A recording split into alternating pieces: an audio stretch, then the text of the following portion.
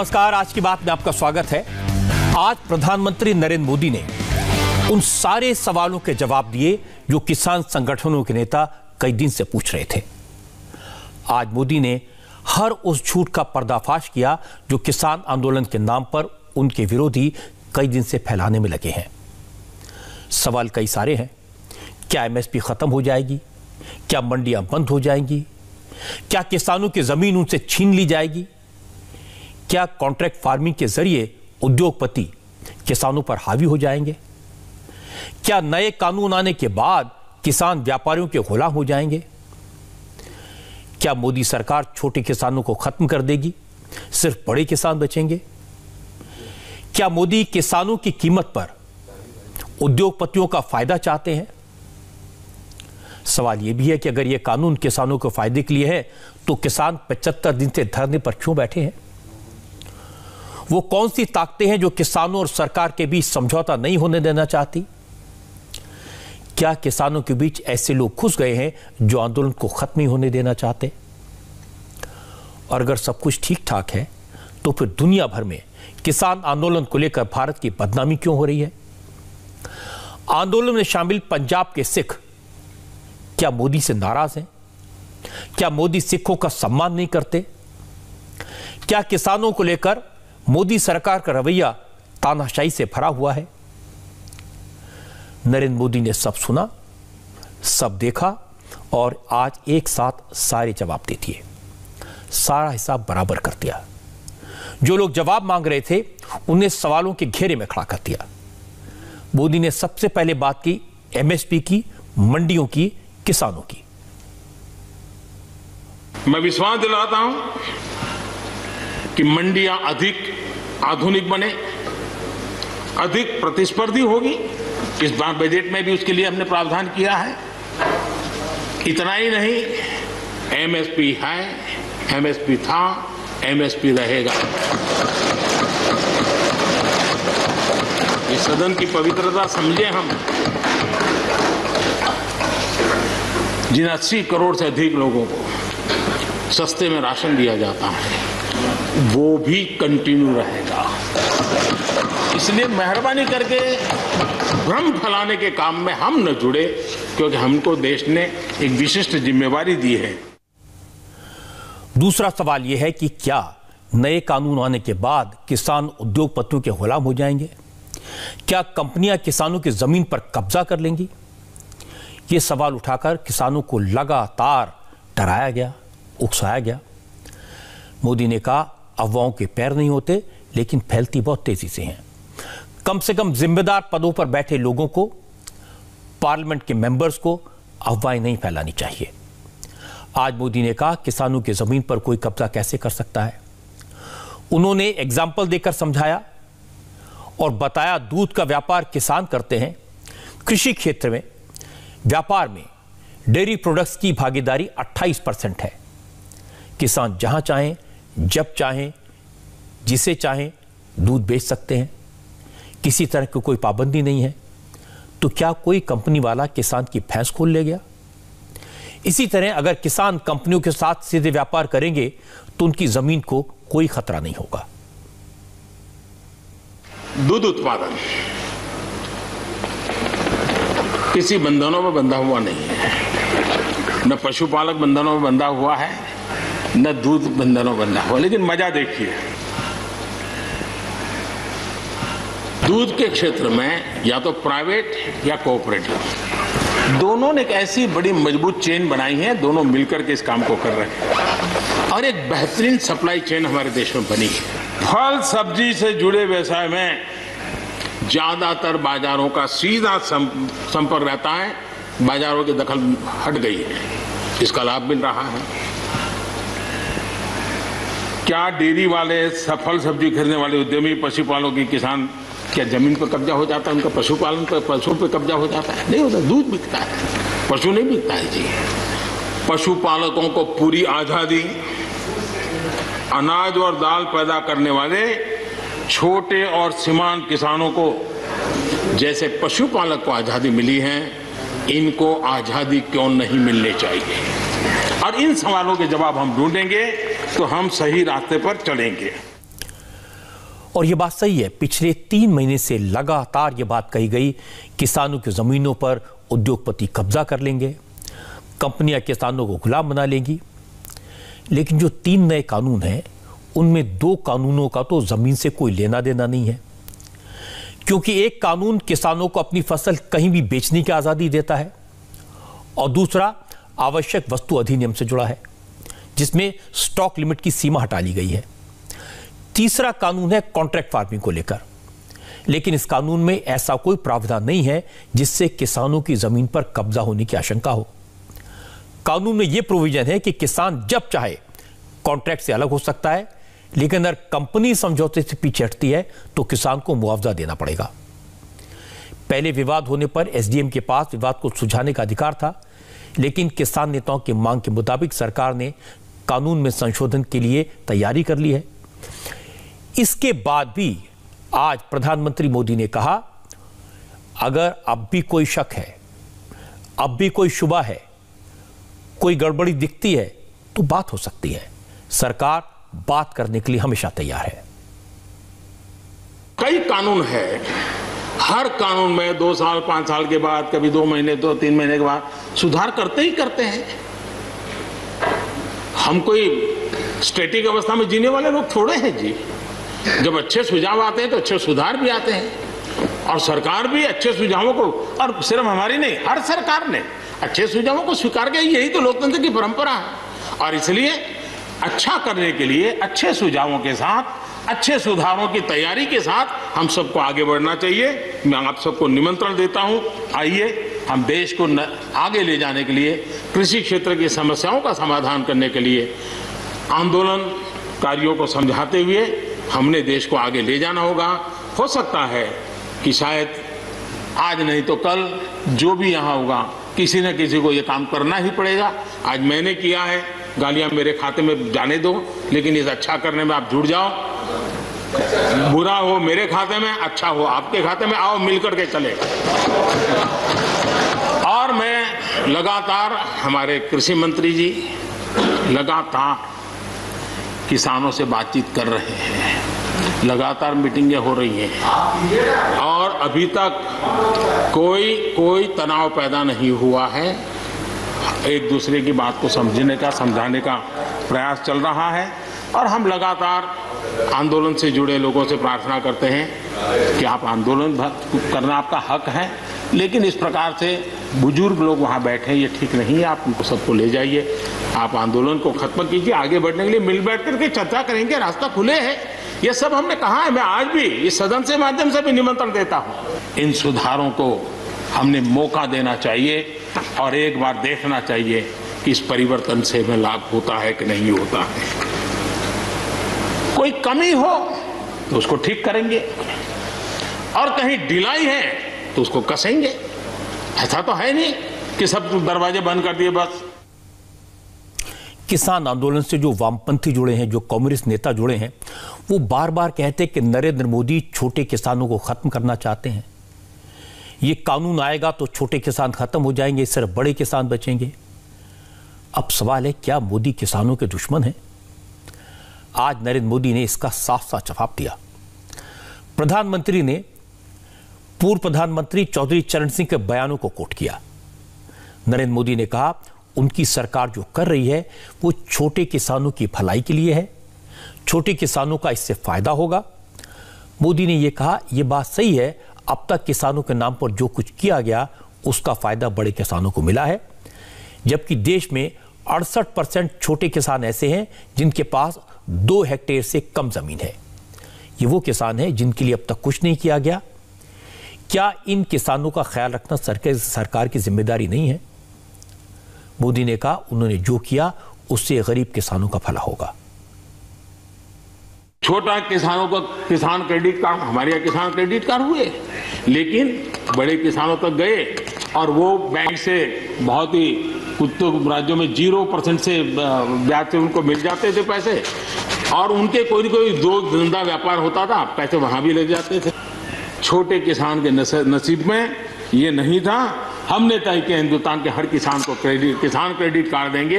इतना ही नहीं, हमने उसका तो दायरा फिशरमैन तक भी बढ़ा दिया ताकि वो भी इसका फायदा उठा सके।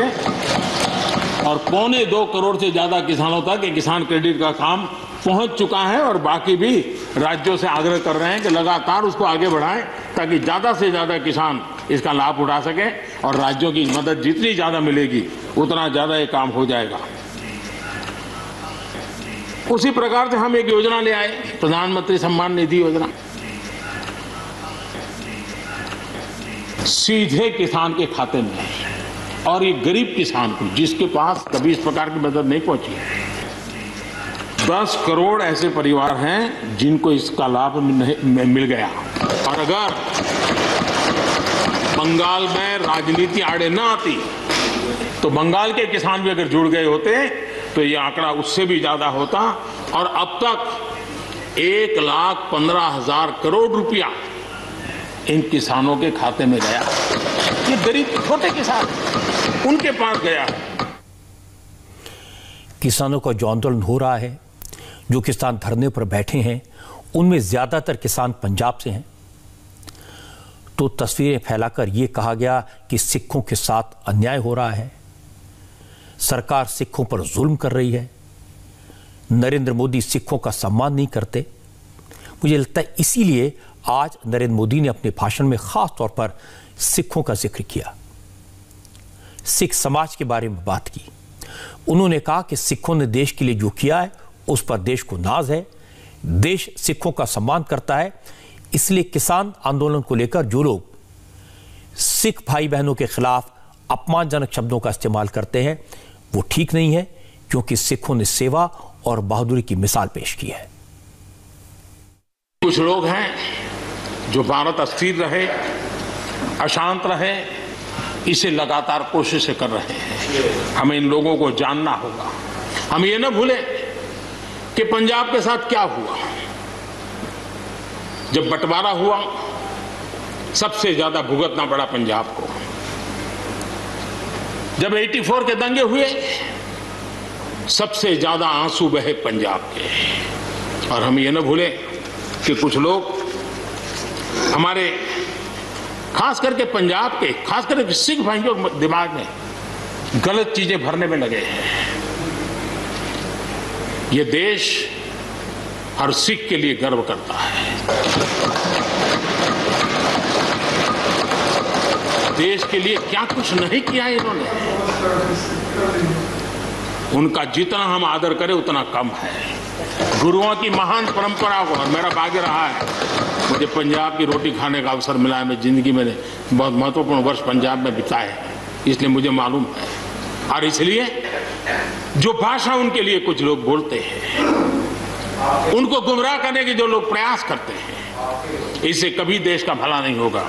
और इसलिए हमें इन दिशा में चिंता करने की आवश्यकता है। किसान संगठनों का जो आंदोलन हो रहा है उसके पीछे कांग्रेस और लेफ्ट की ताकत है। कांग्रेस पर्दे के पीछे है, लेकिन वामपंथी दल खुलकर सामने आ गए हैं। रणनीति बनाने से लेकर, झंडे बैनर से लेकर, कार्यकर्ता पहुंचाने से लेकर सबका इंतजाम ये लोग करते हैं। इसीलिए आज मोदी ने कम्युनिस्टों की बात की और उदाहरण दिया लाल बहादुर शास्त्री के जमाने का। मोदी ने कहा देश में हरित क्रांति ऐसे ही नहीं हुई, शास्त्री जी को भारी विरोध झेलना पड़ा। उस वक्त कोई कृषि मंत्री बनने को तैयार नहीं होता था, लेकिन शास्त्री जी ने हिम्मत नहीं हारी और उस वक्त वामपंथी शास्त्री जी को अमेरिका का एजेंट बताते थे। अब वही कम्युनिस्ट फिर कह रहे हैं कि मोदी ने अमेरिका के इशारे पर कृषि कानून बनाए हैं। हरित क्रांति के समय जो कृषि सुधार हुए, तब भी जो आशंकाएं हुई, जो आंदोलन हुए, ये वेल डॉक्यूमेंटेड है। देश की भलाई के लिए शास्त्री जी आगे बढ़े और लेफ्ट पार्टी जो आज भाषा बोलते हैं ना, वही उस समय बोलते थे। वो यही कहते हैं अमेरिका के इशारे पर शास्त्री जी ये कर रहे हैं, अमेरिका के इशारे पर कांग्रेस ये कर रही है। सारा जितना आज मेरे खाते में जमा है ना, वो पहले आपके यहाँ बैंक में अकाउंट में था। सब कुछ अमेरिका के एजेंट कह दिया जाता था हमारे नेता, कांग्रेस के नेताओं को। ये सब कुछ लेफ्ट वाले जो आज भाषा बोलते हैं, वो उस समय भी उन्होंने यही भाषा बोली थी। कृषि सुधारों को छोटे किसानों को बर्बाद करने वाला बताया गया था। देश भर में हजारों प्रदर्शन आयोजित हुए थे, बड़ा मूवमेंट चला था। इसी माहौल में भी लाल बहादुर शास्त्री जी और उसके बाद की सरकार जो करती रही, उसी का परिणाम है कि जो हम कभी PL 480 मंगवा करके खाते थे, आज देश अपने किसान ने अपनी मिट्टी से पैदा की चीजें को खाता है। ये बात तो साफ दिखाई देती है और इसे कोई छुपाता भी नहीं है कि किसान आंदोलन में कम्युनिस्ट पूरी तरह एक्टिव है। साफ दिखाई देता है टुकड़े टुकड़े गैंग के मेंबर्स, कभी शाहीन बाग पर धरना देने वाले, कभी JNU में आजादी के नारे लगाने वाले किसान आंदोलन में दिखाई देते हैं और वहां बैठकर भी वो इसी तरह के नारे लगाते हैं। मोदी मर जा के नारे लगाते हैं, देश के टुकड़े होंगे इसके नारे लगाते हैं। आज नरेंद्र मोदी ने इन लोगों का जिक्र किया और इससे किसानों को सावधान रहने को कहा।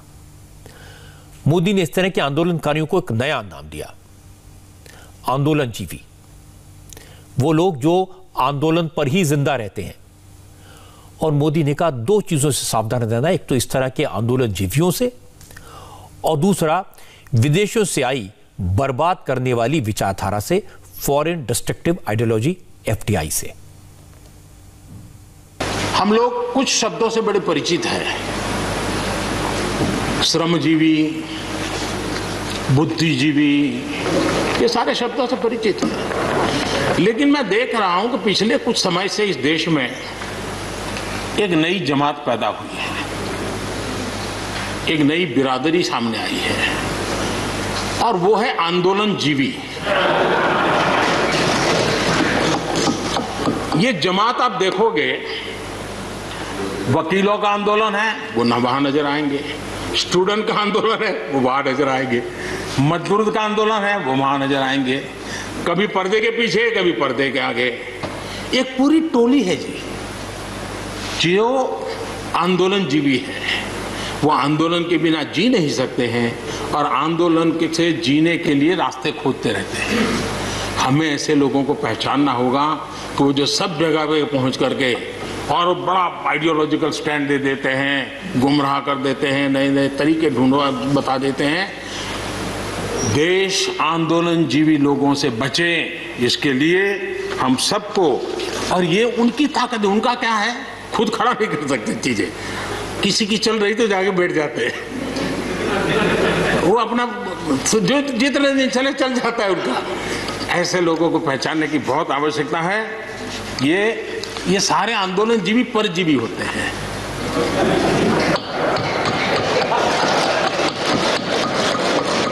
उसी प्रकार से एक नया मैं चीज देख रहा हूं, देश प्रगति कर रहा है, हम FDI की बात कर रहे हैं, फॉरेन डायरेक्ट इन्वेस्टमेंट। लेकिन मैं देख रहा हूं इन दिनों एक नया FDI मैदान में आया है। ये नए FDI से देश को बचाना है। FDI चाहिए, फॉरेन डायरेक्ट इन्वेस्टमेंट। लेकिन ये जो नया FDI नजर का आ रहा है, ये नए FDI से जरूर बचना होगा। और ये नया FDI है foreign destructive ideology, foreign destructive ideology. और इसलिए इस FDI से देश को बचाने के लिए हमने और जागरूक रहने की जरूरत है। किसानों के आंदोलन को चलते हुए 2.5 महीने हो गए।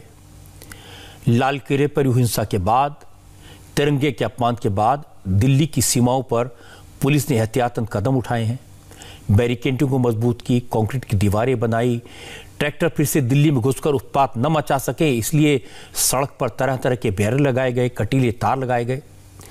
लेकिन इन तस्वीरों को दुनिया भर में फैलाकर एक परसेप्शन क्रिएट करने की कोशिश की गई कि भारत में लोकतंत्र खत्म हो गया, यहां किसी को अपनी आवाज उठाने की इजाजत नहीं है, किसानों पर जुल्म किया जा रहा है, किसी को अपनी बात कहने का हक नहीं दिया जाता, आंदोलन करने के बुनियादी हक को छीना जा रहा है। नरेंद्र मोदी भारत में लोकतंत्र का गला घोट रहे हैं, ऐसी बातें कही गई। और इसमें ज्यादा कहने वाले विदेशी थे, विदेशी एजेंसीज थी।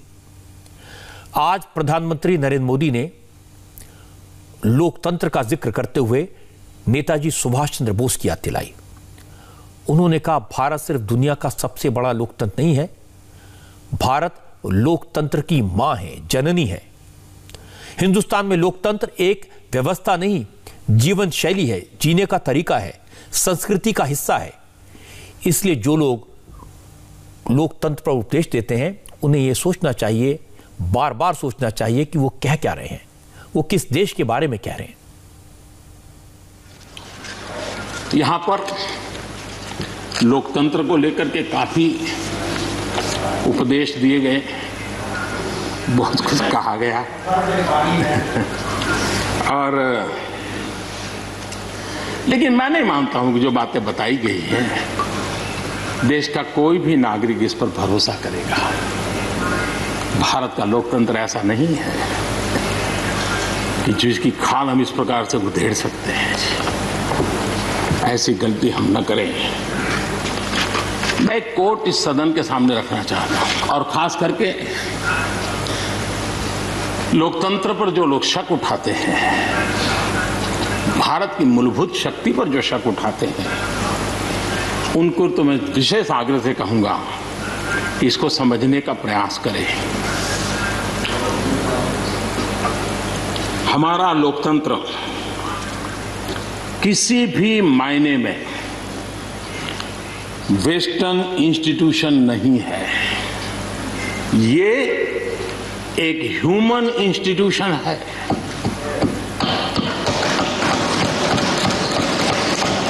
भारत का इतिहास लोकतांत्रिक संस्थानों के उदाहरणों से भरा पड़ा है। प्राचीन भारत में 81 गणतंत्रों का वर्णन हमें मिलता है। आज देशवासियों को भारत के राष्ट्रवाद पर चौतरफा हो रहे हमले से आगाह करना जरूरी है। भारत का राष्ट्रवाद ना तो संकीर्ण है, न स्वार्थी है और ना ही आक्रामक है। ये सत्यम शिवम सुंदरम के मूल्यों से प्रेरित है। अनकोट। ये कोटेशन आजाद हिंद फौज की प्रथम सरकार के प्रथम प्रधानमंत्री नेताजी सुभाष चंद्र बोस कि भारत ये मदर ऑफ डेमोक्रेसी है, ये लोकतंत्र की जननी है। हम सिर्फ बड़ा लोकतंत्र है ऐसा नहीं है, यह देश लोकतंत्र की जननी है। ये बात हमें हमारी आने वाली पीढ़ियों को सिखानी होगी। आज पार्लियामेंट में अपनी बात खत्म करते करते नरेंद्र मोदी ने अपने अलग अंदाज में विरोधियों पर कमेंट किया। नरेंद्र मोदी ने कहा कि चर्चा के दौरान पार्लियामेंट में उन पर तीखे हमले हुए, खूब कमेंट हुए, उन्हें इसका बुरा नहीं लगा, बल्कि खुशी हुई, क्योंकि अगर उन्हें कोसने से विरोधी दलों के नेताओं का स्ट्रेस कम होता है, तनाव कम होता है, गुस्सा कम होता है, तो मोदी को और ज्यादा कोसें और स्ट्रेस फ्री रहे। ये ठीक है कि इससे कितने लाभ होते हैं। मुझ पर भी कितना हमला हुआ, हर प्रकार से जो भी कहा जा सकता है कहा, लेकिन मुझे बहुत आनंद हुआ कि मैं कम से कम आपके काम तो आया। देखिए, आपके मन में एक तो कोरोना के कारण ज्यादा जाना आना होता नहीं होगा, फंसे रहते होंगे और घर में भी खिचड़ी चलती होगी। अब इतना गुस्सा यहाँ निकाल दिया तो आपका मन कितना हल्का हो गया। आप घर के अंदर कितनी खुशी चैन से समय बिताते होंगे। तो ये आनंद जो आपको मिला है, इसके लिए मैं काम आया, ये भी मैं अपना सौभाग्य मानता हूं और मैं चाहूंगा ये आनंद लगातार लेते रहिए, चर्चा करते रहिए, लगातार चर्चा करते रहिए, सदन को जीवंत बनाते रखिए। मोदी है, मौका लीजिए। आज नरेंद्र मोदी ने सारे सवालों के जवाब दिए, कन्विंसिंग तरीके से दिए, लेकिन जो लोग सुनना नहीं चाहते, मानना नहीं चाहते, उन्हें तो कोई भी नहीं समझा सकता। मुझे हैरानी होती है जब लोग कहते हैं कि मोदी ने किसानों के आंदोलन को मिस हैंडल किया। जो लोग मोदी के सपोर्टर्स हैं उनमें से भी कई ऐसे हैं जो कहते हैं यह आंदोलन ठीक से हैंडल नहीं हो रहा। सवाल यह है, क्या किसानों से बार बार बात करना, 11 बार बात करना मिस हैंडलिंग है? आज भी प्रधानमंत्री ने कहा कि बातचीत के रास्ते खुले हैं। क्या यह मिस हैंडलिंग है? क्या किसानों से कहना कि एमएसपी नहीं हटेगी, मंडियां बनी रहेंगी, किसानों को ज्यादा दाम मिलेंगे, मिस हैंडलिंग है? किसानों से यह कहना कि वो जो भी संशोधन करना चाहते हैं उस पर विचार हो सकता है, यह मिस हैंडलिंग है? किसानों को यह ऑफर देना कि 1.5 साल के लिए तीनों कानूनों को होल्ड पर रखा जा सकता है, क्या यह मिस हैंडलिंग है? प्रधानमंत्री बार बार किसानों को समझाया, सुनी सुनाई बातों पर मत जाइए, इन कानूनों को एक मौका दो, क्या इसे मिस हैंडलिंग कहेंगे? क्या पुलिस से यह कहना कि किसानों पर लाठी गोली नहीं चलानी, जुल्म नहीं करना, मिस हैंडलिंग है? लाल किले पर तिरंगे का अपमान हुआ लेकिन पुलिस खामोश रही, 300 पुलिस वाले घायल हुए लेकिन पुलिस ने गोली नहीं चलाई, क्या यह मिस हैंडलिंग है? जब लगा कुछ लोग सिखों की भावनाओं को भड़का रहे हैं तो प्रधानमंत्री ने साफ साफ कहा, एक बार नहीं कई बार कहा कि सिखों के बलिदान का वो सम्मान करते हैं। तो क्या ये मिस हैंडलिंग कही जाएगी? मैंने इतिहास को देखा है, कई बार मिस हैंडलिंग देखी है, अपनी आंखों से देखी है मिस हैंडलिंग क्या होती है। जब 1984 में दिल्ली में सिखों का कत्लेआम हुआ था, मिस हैंडलिंग तो तब हुई थी। जब रामलीला मैदान में स्वामी रामदेव के सोते हुए समर्थकों पर पुलिस ने लाठियां बरसाई थी, खून बहाया था, मिस हैंडलिंग तो वो थी। ऐसे कितने उदाहरण मैं आपको दे सकता हूं। असली बात यह कि किसान आंदोलन में किसानों के भले से जुड़ी बातों को छोड़कर हर तरह की नाराजगी जाहिर की जा रही है। कोई कहता है कांटों के तार लगा दिए, कीले गाड़ दिए, कोई कहता है कि खालिस्तानी बता दिया, कोई कहता है लाल किले पर लोग सरकार ने भेजे थे, कोई कहता है कि किसानों को जमात क्यों कह दिया। ये बातें किसान नहीं कहते, ये सारी बातें वो लोग उठाते हैं जो साजिश के तहत किसान आंदोलन का इस्तेमाल दुनिया भर में देश को बदनाम करने के लिए करते हैं। जो लोग दुनिया में यह फैलाना चाहते हैं कि भारत में लोकतंत्र नहीं है, जुल्म हो रहा है, दमन हो रहा है, लोगों को अपनी बात कहने का हक नहीं है। जुल्म तो यह है कि जो लोग देश पर मान करते हैं, जो दुनिया में भारत की आन मान शान के लिए आवाज उठाते हैं, उन पर भी सवाल खड़े किए जाते हैं। जरा सोचिए, महाराष्ट्र में उद्धव ठाकरे की सरकार भारत रत्न लता मंगेशकर और भारत रत्न सचिन तेंदुलकर की जांच करवाएगी। महाराष्ट्र की पुलिस लता दीदी और सचिन तेंदुलकर का फोन चेक करेगी, उनसे पूछेगी उन्होंने पॉप स्टार रिहाना के ट्वीट के जवाब में देश की एकता और हमारे अंदरूनी मामलों में विदेशी लोगों को चुप रहने की जो बात कही वो क्यों कही, किसके प्रेशर में लिखी, किसके कहने पर लिखी, या फिर अपने मन से लिखी। मुंबई पुलिस अब लता मंगेशकर और सचिन तेंदुलकर का फोन जब्त करके यह जांच कर सकती है कि उन्होंने ट्वीट करने से पहले किससे बात की थी। मुझे तो खबर सुनकर हैरानी हुई, लेकिन ये सही है कि कांग्रेस के नेताओं ने लता मंगेशकर और सचिन तेंदुलकर और बाकी सेलिब्रिटीज के ट्वीट्स की जांच की मांग की है और महाराष्ट्र के होम मिनिस्टर अनिल देशमुख ने बिना देरी किए उसे मंजूर भी कर लिया। लता मंगेशकर और सचिन तेंदुलकर के अलावा अक्षय कुमार, अजय देवगन, विराट कोहली, साइना नेहवाल समेत जितने बड़े बड़े स्टार्स ने, सेलिब्रिटीज ने ट्वीट किए हैं, उनकी भी जांच की जा सकती है। असल में आज कांग्रेस के नेताओं के डेलीगेशन ने वीडियो कॉन्फ्रेंसिंग के जरिए महाराष्ट्र के होम मिनिस्टर अनिल देशमुख से बात की। कांग्रेस के नेताओं ने इल्जाम लगाया कि लता मंगेशकर और सचिन तेंदुलकर जैसे लोगों ने जो ट्वीट किए थे, उन्हें देखकर लगता है कि वो सारे ट्वीट केंद्र सरकार के प्रेशर में किए गए, इसकी जांच होनी चाहिए। अनिल देशमुख ने लाइव बातचीत में ही जांच का ऐलान कर दिया, कहा ट्वीट करना गलत नहीं है लेकिन टाइमिंग से शक होता है, इसलिए जांच होगी। इन सेलिब्रिटीज जो नेशनल हीरोज है, इनका उस ट्वीट का कंटेंट देखा जाए, उसका मसूदा देखा जाए, उसका टाइमिंग देखा जाए, या जिस तरह से वो ट्वीट किए गए हैं उसमें जो सिमिलैरिटीज है उसको देखा जाए, तो निश्चित तौर पर यह पता चलता है कि भारतीय जनता पार्टी और जो सरकार है भारतीय जनता पार्टी की मोदी सरकार, इनके दबाव के वजह से ये ट्वीट करवाए गए हैं। और हम सब विनती करते हैं आपसे कि इसके बारे में आप सोचें और आप अपनी भूमिका रखकर ये आदेश दें कि इसकी जांच हो। हमारी लता दीदी है, हमारे सचिन तेंदुलकर साहब है, अक्षय कुमार जी है, नेहवाल, साइना नेहवाल, ऐसे अनेक जो अपने अपनी फील्ड में जिनका नाम है, जिन्होंने भारत का नाम रोशन किया अपनी अपनी फील्ड में, ऐसे जो सभी सेलिब्रिटीज है उनकी भी ट्वीट आई है। और आपका जो ऑब्जेक्शन इसके बारे में है, ये ऑब्जेक्शन देखने के बाद में ये लगता है कि खैर ये अपनी टीम की तो खुद की सोच है, उनको सभी जो सेलिब्रिटी उनको अच्छी तरीके से जाना है, लेकिन जिस प्रकार से टाइमिंग जो है और इस प्रकार से किसी दबाव के कारण ये सब ट्वीट आई है क्या, इसके बारे में जरूर जांच हम करेंगे। हमारी इंटेलिजेंस एजेंसी है, इसके बारे में पूरी जांच करेंगे कि किस प्रकार से हुआ, इसकी पूरी जांच हमारी इंटेलिजेंस एजेंसी की तरफ से हम करेंगे।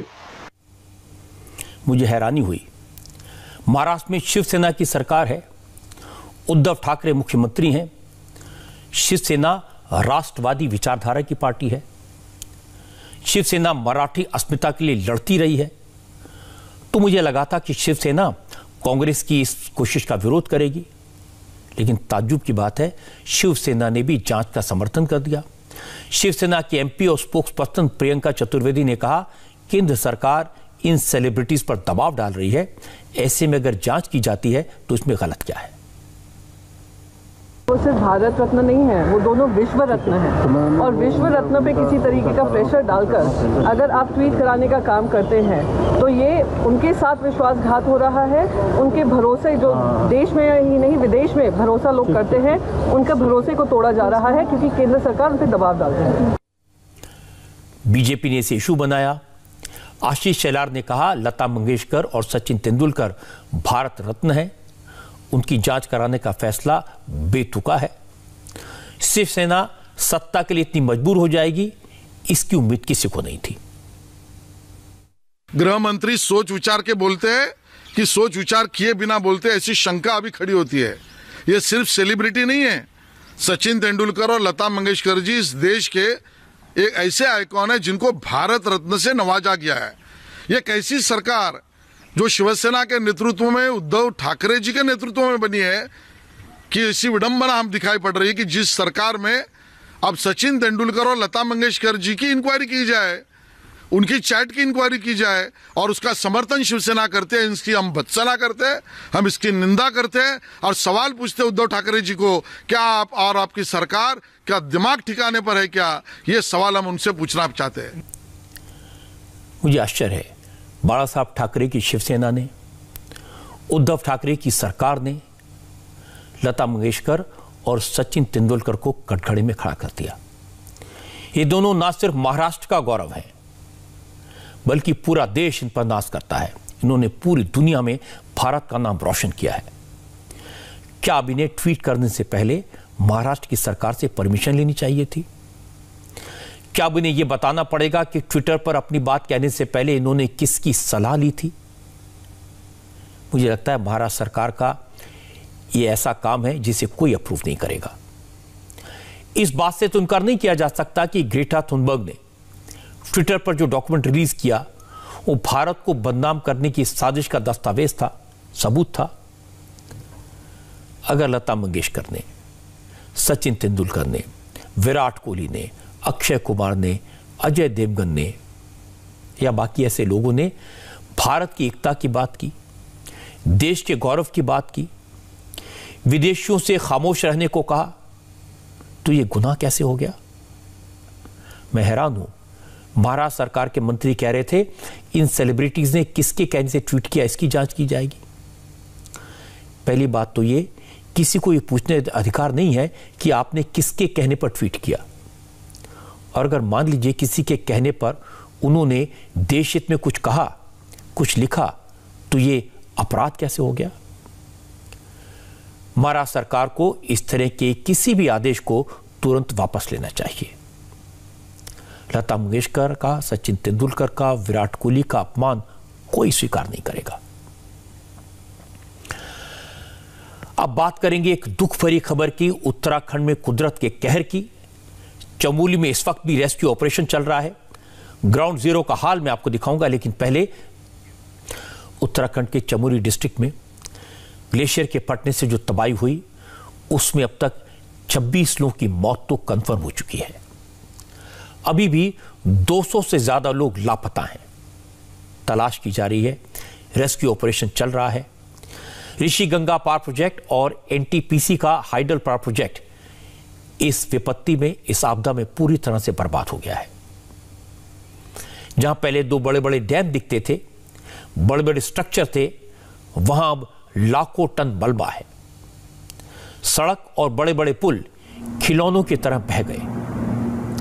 कई गांवों से संपर्क कट गया है, वो आइसोलेट हो गए हैं। आईटीबीपी, इंडियन आर्मी, एनडीआरएफ और एसडीआरएफ की टीमें वॉर फुटिंग पर रेस्क्यू ऑपरेशन में जुटी हुई हैं। इंडियन एयरफोर्स भी रात के काम में पूरी तरह लगी है। लेकिन इस सब के बीच अभी सबसे ज्यादा फोकस तपोवन की उस टनल पर है, जहां कई लोगों के जिंदा होने की उम्मीद लगाई गई है। ये लोग बचे हो सकते हैं। सुरंग के भीतर कम से कम 30 लोग फंसे हो सकते हैं। चूंकि टनल बड़ी है, काफी मलबा वहां इकट्ठा हो चुका था, इसलिए आज पूरे दिन इसे हटाने का काम होता रहा। बड़े बड़े अर्थ मूवर्स सुरंग में रास्ता बनाने की कोशिश में लगे हैं। लेटेस्ट अपडेट यह है कि रेकी करने वाली टीमें उस जगह तक पहुंच गई हैं जहां से टनल का टी जंक्शन शुरू होता है। हमारे संवाददाता इंदर सिंह बिष्ट, पवन नारा और गुनिका अरोड़ा ने आज पूरे दिन चले रेस्क्यू ऑपरेशन को कवर किया। कैमरा पर्सन विजय ममगय और रोहित निर्वाल ने मुश्किल हालात में भी तबाही की तस्वीरें लगातार भेजी हैं। मैं आपको पवन नारा की रिपोर्ट दिखाता हूं। पवन नारा तपोवन में उस टनल के बाहर मौजूद हैं, जहां इस वक्त सबसे बड़ा रेस्क्यू ऑपरेशन चल रहा है। एनटीपीसी की टनल में इस वक्त भी राहत और बचाव का काम जारी है। आपको बता दें कि 70 मीटर तक इस टनल को साफ कर लिया गया है। अभी भी बड़े बड़े अर्थ मूवर्स यहां से मलबा निकाल रहे हैं। चूंकि ये मलबे वाली टनल थी, इसलिए इसका ढलान नीचे की तरफ है, जहां बड़ी संख्या में मलबा भरा हुआ है, जिसको लगातार निकाला जा रहा है। इस रेस्क्यू ऑपरेशन को शुरू हुए लगभग 35 घंटे का वक्त होने जा रहा है, लेकिन अभी तक सिर्फ 70 मीटर का मलबा ही हटाया जा सका है। आपको बता दें कि इस मलबे को हटाने के लिए 22 ग्रेनेडियर्स, इंजीनियर्स, यहां गढ़वाल स्काउट्स के अलावा आईटीबीपी और एसडीआरएफ के जवान भी तैनात किए गए हैं। लेकिन ये जो बचाव कार्य है, ये फिलहाल एक टनल में चल रहा है, इसलिए ऑपरेशनल मजबूरियां हैं कि एक ही अर्थ मूवर काम कर सकता है और यहां फिलहाल निकाला जा रहा है। आपको बता दें कि यहां आगे जाकर एक टी पॉइंट बनता है, जहां से 3 हिस्सों में ये टनल बंटती है, जहां टनल की जो गोलाई है वो कम हो जाती है और उम्मीद की जा रही है कि उस गोलाई में जो ड्रिलिंग इक्विपमेंट है उसने मलबे को रोका होगा और जो लोग अंदर फंसे हैं उनके लिए हवा वहां होगी ताकि वो जिंदा रह सके। हालांकि इस मौसम में जहां धूप जाने के बाद यहाँ ठंड लगातार बढ़ने लगती है और तापमान 4 से 5 डिग्री तक रहता है, ऐसी स्थिति में हाइपोथर्मिया का खतरा रहता है और यहाँ एक एक क्षण महत्वपूर्ण है। 70 मीटर अंदर जाने के बाद इस टनल में एक डेड एंड आ गया, जिसके बाद फैसला किया गया कि ये जो जवान अंदर जाना चाह रहे हैं वो नहीं जा सकते, क्योंकि अंदर डेड एंड था, टनल पूरी मलबे से भरी हुई थी, इसीलिए जवानों ने बाहर वापस आने का फैसला किया। लेकिन इससे पहले कोशिश ये की गई थी कि टनल के अंदर जवान फट्टे पर फट्टा लगाकर अंदर जाएं और वहां जाकर कोशिश करें कि अगर वो मलबे को पार पाकर उस इलाके में पहुंच सके जहां जवान हो। लेकिन एक डेड एंड ने पूरे प्लान को खराब कर दिया और उसके बाद सभी जवान बाहर आए और अब एक बार फिर यहां अर्थ मूवर के जरिए ही इस मलबे को निकाला जा रहा है। जैसे ही टनल आधी हो जाएगी उसके बाद एक बार फिर ये कोशिश की जाएगी कि जवान फट्टे रखते हुए मलबे पर अंदर की तरफ जाएं और टनल के अंदर घुसने की कोशिश करें। असल में जिस टनल में मलबे को हटाने का काम चल रहा है वो 3 किलोमीटर लंबी है। करीब 180 मीटर के बाद इस टनल में एक टी पॉइंट आता है। इस टी पॉइंट पर एक बड़ी ड्रिल मशीन है और जो लोग फंसे हैं वो टी पॉइंट के आगे काम कर रहे थे।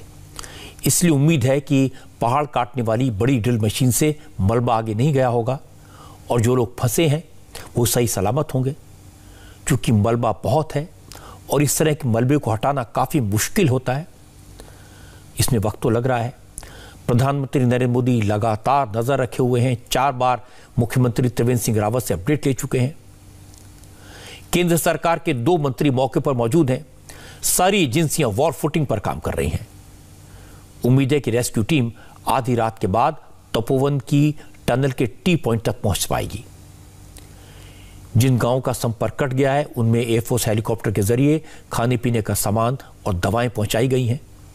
ऋणी गांव से गोनिका अरोड़ा की रिपोर्ट में आपको दिखाऊंगा। उत्तराखंड के दुख की, वहां की त्रासदी की बात करें। कल ऋषिगंगा नदी के पास पहाड़ों में अचानक ग्लेशियर फटा। पानी के साथ मिट्टी और पत्थर तेजी से गिरने लगे। नतीजा ये हुआ कि जो कुछ रास्ते में आया खत्म होता चला गया। सबसे पहले इस फ्लैश फ्लड की जद में ऋषिगंगा प्रोजेक्ट आया। कल तक जहां परमानेंट स्ट्रक्चर दिखता था अब वहां मलबे की ऊंची ऊंची परतें हैं।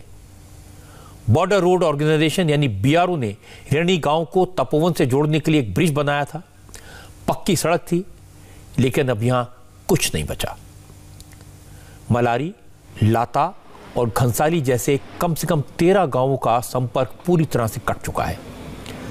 हेलीकॉप्टर्स के जरिए लोगों तक राहत सामग्री पहुंचाई जा रही है।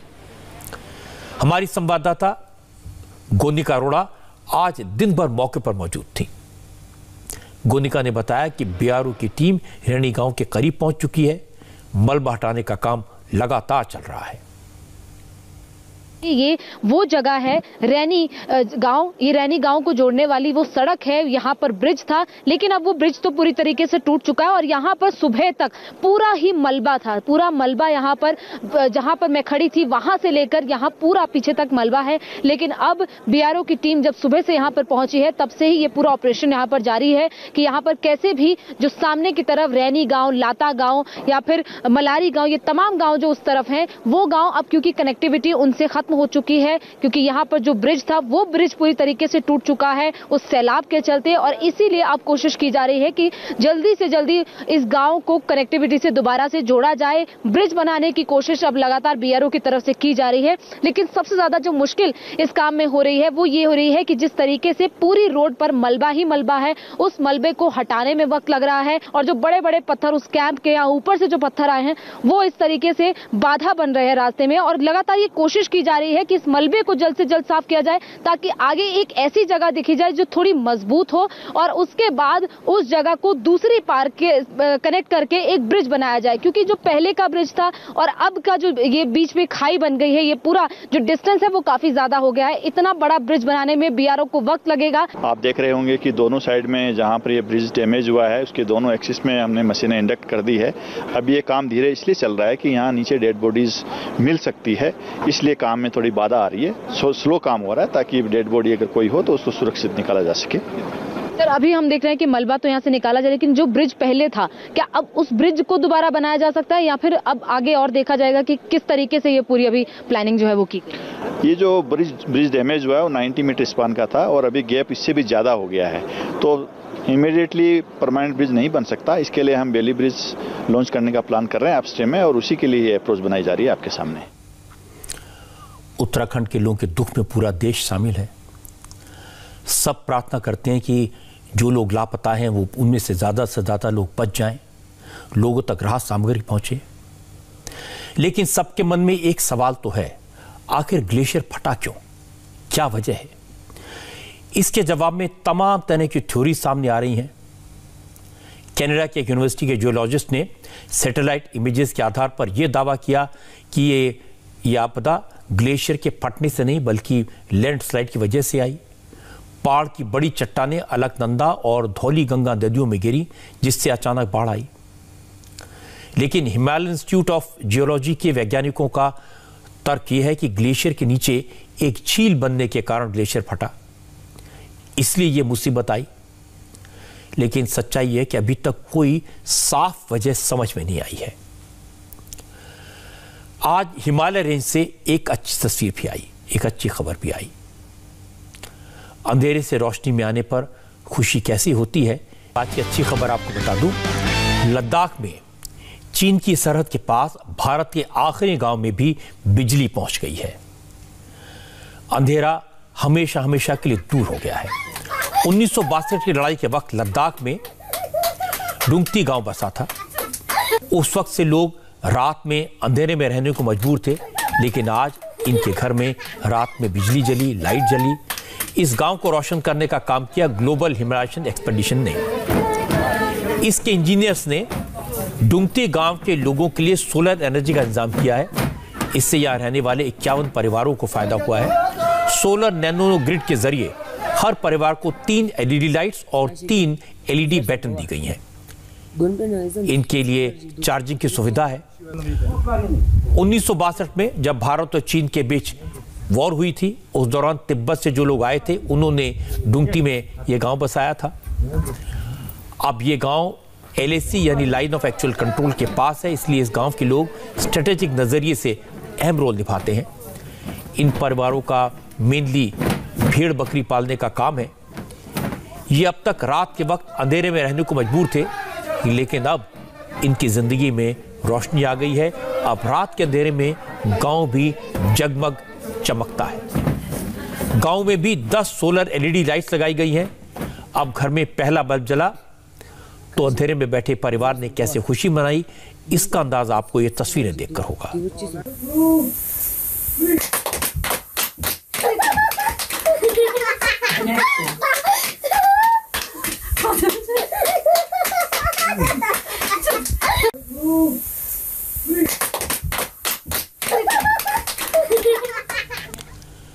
हम जैसे लोग जो हमेशा रोशनी में रहते हैं, उन लोगों की मुश्किलों का अंदाजा भी नहीं लगा सकते जो रात के वक्त अंधेरे में रहने को मजबूर होते हैं। ये हम सबके लिए गर्व की बात है, खुशी की बात है कि अब देश के सभी गांवों में बिजली पहुंच चुकी है। देश के सारे गांव रोशन हो चुके हैं और ये हमारे देश के लिए बड़ी बात है।